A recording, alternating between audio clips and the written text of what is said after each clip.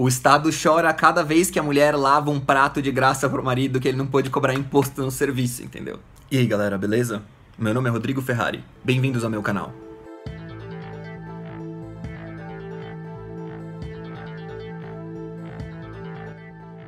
Nesse vídeo eu vou falar um pouco sobre a história da família, sobre a natureza da instituição da família e sobre um processo de contração e expansão pelo qual passa a família ao longo dos séculos. Porque existe hoje esse mito de que, nos últimos 50 milhões de anos a mulher ficou grudada na cozinha e daí o homem fora. E assim, não é nada disso, gente.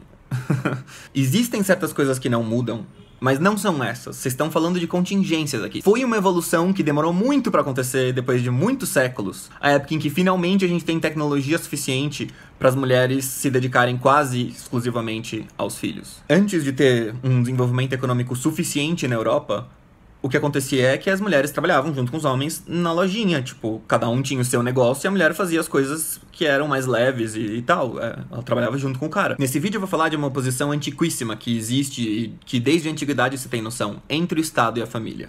Existe uma inimizade política natural entre o Estado e a família. As pessoas tendem a fazer essa associação das autoridades todas juntas, né? Então família, igreja, Estado. Mas a verdade é que a tendência natural das pessoas é a de privilegiar a sua família em detrimento das outras, em detrimento do público. Então você sempre vai ter essa briga entre a lealdade das pessoas, se você vai ser leal ao Estado ou se você vai ser leal à sua família. E até o Philippe Arrier e o Georges Duby têm um trabalho sobre o surgimento da família. Eles falam do surgimento do sentimento de família. Então eles falam, por exemplo, como no século X, o Estado franco era tão forte que meio que não se tinha família, assim. Você tinha uma noção de laços conjugais mais próximos, mas ele fala que o Estado garantia tanta segurança que as pessoas tinham menos razão pra ficar se aglomerando e se juntar nas famílias. E que, pelo contrário, lá pelo século, acho que é o século XII, lá pelo século XI, XII, o Estado já começa a não conseguir mais proteger as pessoas e tudo mais. E aí você começa a observar não só, e isso é interessante ver, você começa a observar não só que as famílias começam a se fortalecer, como nas leis dos países, você observa o reflexo dessas coisas. Por exemplo, quando os estados estão fazendo leis pra que só o homem mande no patrimônio, pra, tipo, fundir o patrimônio da mulher com o do homem, você pode ver isso da perspectiva direitos da mulher e tal, mas da perspectiva da família, a questão é a seguinte: quanto mais você divide a autoridade, mais enfraquece. Então, tanto as leis que botam tudo no primogênito, quanto as leis que botam tudo no pai, elas costumam aparecer nesses períodos em que o Estado tá enfraquecido, e aí tem uma pressão das famílias pra se fortalecer, inclusive através de leis. Então, as leis que favorecem a concentração do patrimônio todo no primogênito ou no marido, não é que elas querem ferrar com os outros filhos e ferrar com a mulher. É que se for separar pra todo mundo, a família não sobrevive. Fica cada um com um pedacinho e a família tende, ou melhor, enfraquece, diminui a chance da família sobreviver. Então, de alguma forma, você observa que em toda a Europa essas leis vão surgindo nos momentos em que a família parece mais necessária, nos momentos de colapso do Estado. Mas daí o Duby e o Arrier falam como, por exemplo, no século XIII, já estava mais forte o Estado de novo, e aí a lei de concentrar todo o patrimônio no marido vai enfraquecendo. O que as pessoas têm que entender com essa história de direito de marido versus mulher é que ela é muito menos uma questão da dinâmica entre o marido e a mulher, e mais uma dinâmica entre as famílias que se unem através do marido e da mulher. E isso varia também entre ricos e pobres. Pros pobres, pros camponeses, mais especificamente, né? A família era meio inútil. Eles nem tinham nada. Eles não eram nada. Eles estavam mais ligados à terra em que eles trabalhavam do que a qualquer bens, do que a riquezas. E por isso eles não tinham, assim, essas leis de patrimônio, tá no homem, primogênito, não sei o quê. Não tinha muito a ver com eles, porque eles nem tinham o que ser herdado. Outra coisa pra se lembrar que é menos relevante do que essa briga entre o Estado e a família, tem uma briga interna entre a família próxima e a família grande. A família conjugal e a linhagem, digamos assim. Você tem uma grande família, o sangue, e você tem a família conjugal. E quanto mais enfraquece um, mais fortalece o outro e vice-versa. Mas pra vocês terem uma ideia como a família era diferente nessa época, com o cuidado das crianças em especial. Esses caras são especialistas na questão das crianças porque a nossa noção de família tá muito ligada à noção de criança, que não se tinha exatamente. As crianças não eram crianças, elas eram pessoinhas, elas eram só incompetentes. O que ele estuda nesse livro também é o sentimento de família. Esse sentimento de família era muito diferente. Então, como que se criava as crianças na maior parte da Europa? Tinha um costume que era os seus filhos, você deixa eles irem pra casa de outros adultos e eles se misturam com os escravos lá. Eles fazem trabalho doméstico junto. É que os escravos não podem ir embora, sei lá, mas assim, o trabalho doméstico não era mal visto hoje, como ele é especialmente pelas feministas. Era uma coisa assim, normal, sei lá, então a criançada fazia, todo mundo fazia. fazia parte do processo de amadurecimento e crescimento antes de existir escola. Pensa assim, onde você joga as crianças?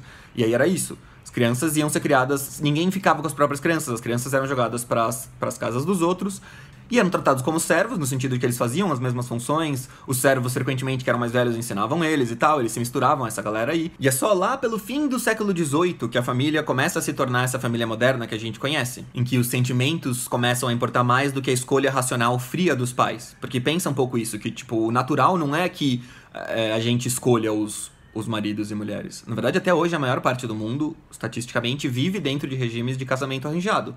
Que faz muito mais sentido, e é o que a gente fez a história do mundo inteiro. Essa história da gente casar com quem a gente ama e escolher, assim, faz pouco tempo que existe, tem se mostrado bem pouco eficiente, não sabemos quanto tempo ainda vai durar. Outro livro que eu queria mencionar hoje é um livro da Patricia Morgan, que chama A Guerra entre o Estado e a Família, que ela fala especificamente da Inglaterra. A ideia dela é de que as políticas públicas estão promovendo deliberadamente a atomização, a separação das pessoas em unidades o mais isoladas possível. E também a desencorajar todo tipo de esquema de cooperação mútua. E a família é, acima de tudo, um grande esquema de cooperação mútua. O Estado chora cada vez que a mulher lava um prato de graça pro marido que ele não pôde cobrar imposto no serviço, entendeu? E eu queria mencionar esse livro porque aconteceu na Inglaterra uma coisa engraçada, que inverteu... Assim, imagina que antigamente tinha que fingir que você era casado se você quisesse ter uma vida promíscua, vai.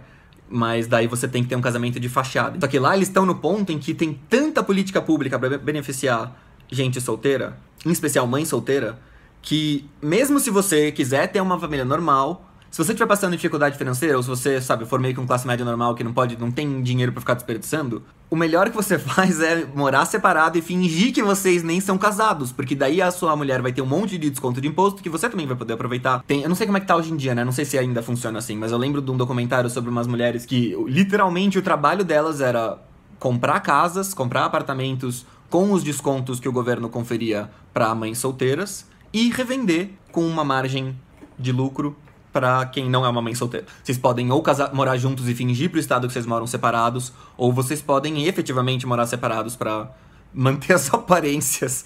O sistema incentiva a fraude, a fraude total de todo mundo, porque nada pode ser verificado direito. E ela também calcula quanto que você paga de imposto se você casar versus quanto que você paga de imposto se você manter separado as mesmas duas pessoas. E ela mostra que você paga muito mais imposto se você casar, a menos que você passe de um certo nível. Tipo, você tem que ser meio rico pra casar e não se ferrar no imposto. O que é bizarro. Então, meio que virou um privilégio você casar. É meio que coisa de rico. Você tem que, tipo, pagar todo mês em imposto pra você continuar casado. E ela faz uma análise exata lá dos impostos, né? Que é meio chata, mas ela mostra como também que o que mais se ferra é especificamente a família em que é pra ter só um homem que trabalha. Porque ela mede quanto de imposto paga cada um dos esquemas. E tem tanto esquema que cada uma das organizações vai pagar uma quantidade completamente diferente. E daí, se você for um casal em que você quer ter uma dona de casa e um cara que trabalha 100% do tempo, você vai pagar muito mais imposto que todos os outros esquemas possíveis. Então, pra manter as aparências, você finge pro Estado que vocês são degenerados, que tem filho fora do casamento e todas essas coisas, porque você quer pagar menos imposto. Mas é isso aí, galera. Falou. Valeu por assistir. Inscrevam-se e tudo mais. E falou.